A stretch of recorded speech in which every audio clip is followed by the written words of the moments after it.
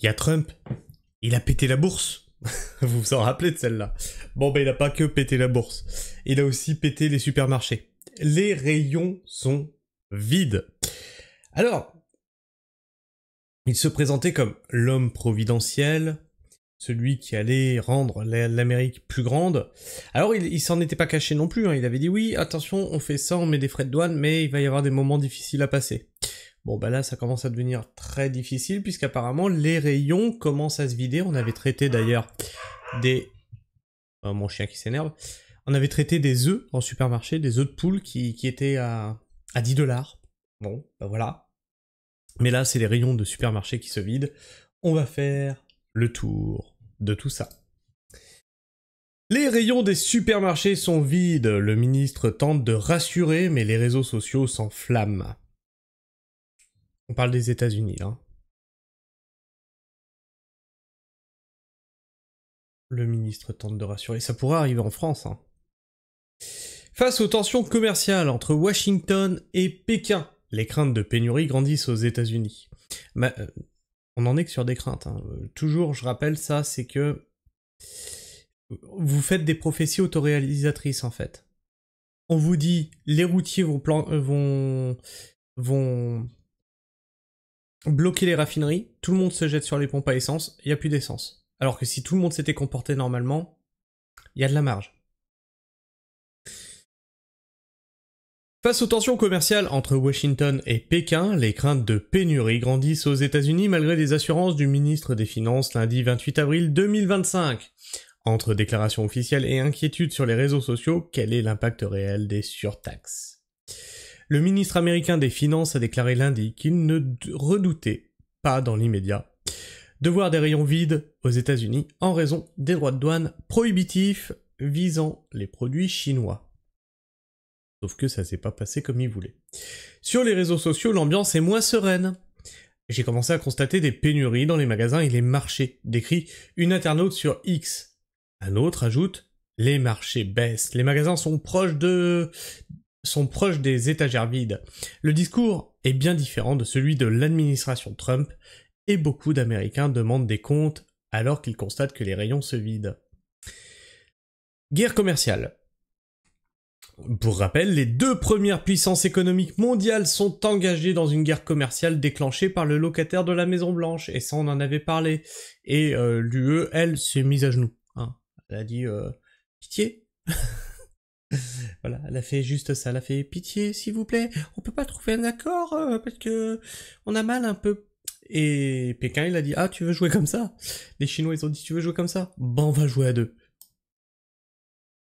Donald Trump a imposé des droits de douane de 145% sur la majorité des produits chinois entrant sur le territoire américain. 145%. Pékin a riposté en mettant en place ses propres surtaxes douanières de 125% sur les produits américains. Voilà, c'est un jeu de ping-pong.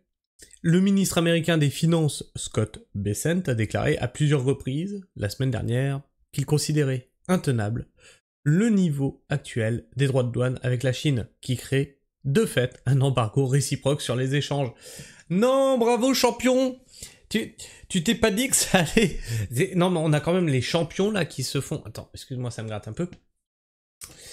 On a des champions qui mettent des surtaxes et se disent « Merde, ça crée un embargo. On s'est auto-fait un embargo. Oh merde!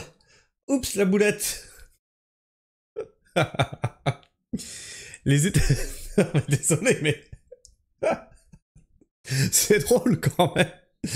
Qui te fait... Non, mais tes produits vont rentrer sur mon territoire, mais ils seront vachement plus chers. Bah du coup, on n'en envoie plus, mais on taxe les tiens en retour. Ah oui, mais il me les faut quand même, parce que mes rayons, moi, je fais comment? J'ai des gens à nourrir. Oh putain, mais c'est pas possible.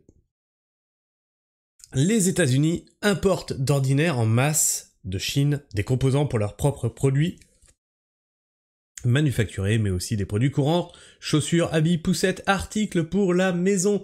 Eh oui, la Chine, c'est l'industrie du monde. Malheureusement, bah, tu joues avec eux, ben, t'as plus de livraison. C'est pas que la situation me plaise, mais c'est qu'au jeu de la mondialisation, c'est ce qui s'est passé. Interrogé lundi pour savoir s'il craignait de voir des rayons vides, le secrétaire au Trésor a répondu « pas dans l'immédiat ». Nous avons d'excellents distributeurs, je suppose qu'ils ont commandé par anticipation. Ouais, mais même, admettons qu'ils aient commandé par anticipation. Une fois que leur stock d'anticipation sera écoulé, qu'est-ce qu'on fait? C'est dingue, hein. Ils se reposent. Bon, on a fait une connerie, mais nos distributeurs, je pense qu'ils gèrent. Non mais c'est affligeant. C'est affligeant, là, j'ai l'impression de voir une politique à la Macron. Je pense qu'il y aura des substitutions, et ensuite, cela dépendra de la vitesse à laquelle les Chinois s'engageront dans une désescalade. Mais c'est vous qui l'avez engagé, l'escalade. A déclaré Scott Bessent sur Fox News. Je pense que ce n'est pas tenable du côté chinois, donc ils décideront peut-être de m'appeler, a-t-il aussi affirmé, estimant que les États-Unis étaient dans une meilleure posture. Ils vendent 5 fois plus chez nous qu'on vend chez eux. Nous sommes indispensables à leur modèle économique. Vendre des produits bon marché subventionnés aux États-Unis est crucial pour leur économie, a-t-il considéré. Pékin promet régulièrement de mener la guerre commerciale jusqu'au bout si Washington poursuit ses mesures douanières. La Chine, toutefois, reconnut lundi que la tempête commerciale déclenchée par Donald Trump a des répercussions sur son économie, qui reste très dépendante des exportations. Donc c'est un jeu où ils sont liés, parce qu'ils ont besoin chacun des importations de l'autre, et où ils sont... Vraiment, c'est une guerre économique, en fait, parce que où ils sont à taxer les produits qui rentrent alors qu'ils en ont besoin. C'est d'une stupidité sans nom.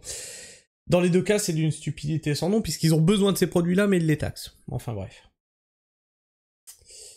Je sais pas ce que tu penses de tout ça. Moi, je trouve que le monde se barre en couille, mais à une vitesse, c'est phénoménal. Dis-moi ce que tu en penses dans les commentaires, partage-moi ton avis, ton opinion, abonne-toi si c'est pas encore fait et que tu es encore là en fin de vidéo, et partage autour de toi. Surtout à ceux qui te disent « mais ce que Trump a fait, c'est génial ». Oui, bah, rayon vide. Et tu peux liker. Liker cette vidéo lui permet d'être plus présente dans les algorithmes de YouTube, mais surtout, ça m'encourage à continuer le travail d'information que je fais sur cette chaîne. Sur ce, je fais la bise, prenez soin du sol, et restez pragmatique. Ciao.